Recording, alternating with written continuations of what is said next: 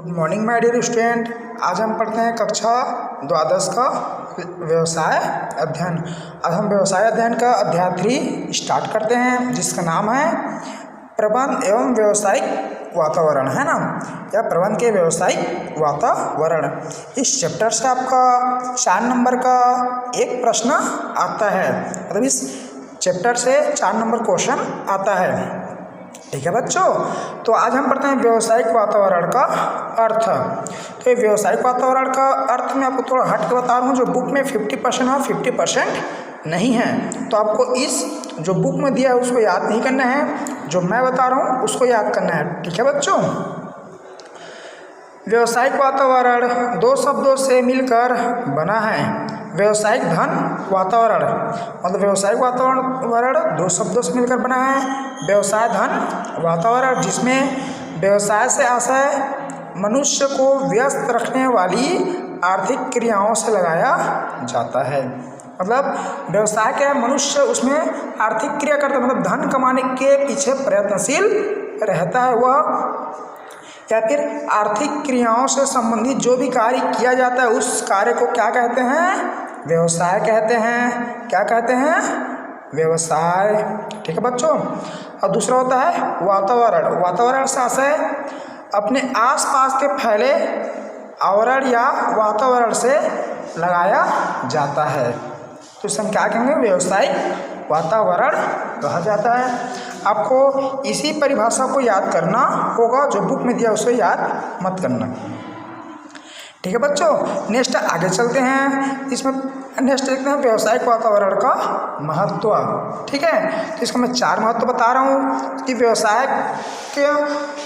व्यावसायिक वातावरण का क्या महत्व है, क्या रीज़न है उसका। तो मैं क्या है, व्यवसाय का निर्धारण। सबसे पहले हमें किसी व्यवसाय का, है ना, किसी व्यवसाय का चयन करना पड़ेगा कि हम किस प्रकार की वस्तु का व्यवसाय करेंगे। खाद्य पदार्थ करेंगे, कपड़े का करेंगे, कच्चे पदार्थ करेंगे, है ना, कि क्या वस्तु किसका हम व्यवसाय करेंगे। सबसे पहले उसका निर्धारण करना आवश्यक है कि हम किस प्रकार के वस्तु, जैसे मौसमी व्यवसाय करेंगे क्या अमौसमी व्यवसाय करेंगे, तो उसका पहले निर्धारण करना आवश्यक है। अब हम जब व्यापार चयन कर लेते हैं, चयन करने के बाद उससे देखते हैं कि व्यवसाय में कब कब परिवर्तन होता है ना। जैसे गर्मी का मौसम आया तो गर्मी के मौसम में मतलब सूती वस्त्र चलता है। जैसे सर्दी का मौसम आया, ठंड का मौसम आया, है ना, तो वहाँ पर आपका ऊन का कपड़ा चलता है। जैसे बरसात का मौसम आया वहाँ पर रेनकोट वगैरह, है ना, प्लास्टिक के कपड़े चलते हैं। तो इसी प्रकार हमें व्यावसायिक संरचनाओं का ज्ञान होना आवश्यक है। इसके साथ साथ मौसमी है, इसके साथ साथ हमें व्यवसाय में किन किन दशाओं पर कच्चे माल की प्राप्ति होगी कि नहीं होगी, है ना, हमें पर्याप्त मात्रा में कर्मचारी मिलेंगे कि नहीं मिलेंगे, व्यवसाय का जो इकोनॉमिक सेक्टर है कब ऊपर कब नीचे आता है। हमें व्यवसाय की स्थिति के बारे में पूरा ज्ञान होना चाहिए कि बाजार कैसे करना चाहिए, बाजार की स्थिति कैसे बदलती है, आदि बातों का हमें ज्ञान होना आवश्यक है। कह सकते हैं कि व्यवसाय पर जितने भी कंडीशन है, जितने भी हम कार्य करते हैं उस पर होने वाले प्रत्येक परिवर्तनों को हमें ज्ञान होना आवश्यक है। तीसरा, जोखिमों को ज्ञात करना। ये बहुत इम्पोर्टेंट स्ट्रक्चर होता है। व्यवसाय में तो हम सबको पता है कि प्रॉफिट होगा ही होगा, लेकिन हमें जोखिम से बचना है। यदि हम जोखिम से बच नहीं पाएंगे तो व्यवसाय पर सफलता प्राप्त, लाभ प्राप्त नहीं कर पाएंगे। हमें ये जोखिम से को बचना है, मतलब हमें व्यवसाय की पग मतलब हर पल कुछ न कुछ जोखिम भरा पड़ा रहता है, चाहे वह जोखिम छोटा से छोटा क्यों ना हो। हमें सभी जोखिमों को ज्ञात करना आवश्यक है ना।